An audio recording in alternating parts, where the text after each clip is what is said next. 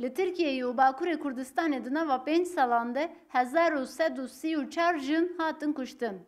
Ev jin zêdetir ji aliyê mêr, bav û birayên xwe ve hatin kuştin.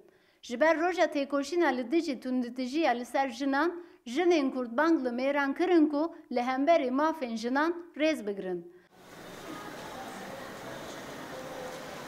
Parêzerên jin jî li hemberî tunditijiya li ser hemzayendên xwe banga wêkheviyê kirin. 25 Kasım kadına yönelik şiddete Di nava 5 salên dawî de 5,000 jin ji ber tundîtûjiyê serîl baroya parêzeran a Amedê dan.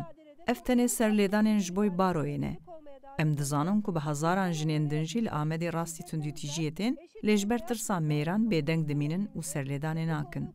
Jin zêdetir rastî tundîtûjiya mêr, bav, yar û patronên xwe tên. Mixabin dadwerî di rûniştinên dadgehê de li şûna parastina jinan kujeran diparêzin. Parêzerên jin li bazara ku jin bi rêve dibin, belavok belav kirin û derbarê mafên wan de jin agahdar kirin. Em ê bikin de çiz destê me bên bê bikin. Yani haya naha me şiddet ne diye. Tartışma normal yani. Benim mutlaka tartışma iyi de çok şükür evet işte altına. Jin zî qasê xwe hene. Naxwazin mêr tadê jînê bikin. Kesmiş bikin zilam kesmiş nakin. Her zaman luandık. Ji ber vê rojê otobüsên şaredariya Amedê ji jinan pere negirtin û li ser peyareyan etîketên hişyariyê hatin zelqandin. Li gelek deverên Amedê jî afîşên Kongreya Jinên Azad hatin daliqandin.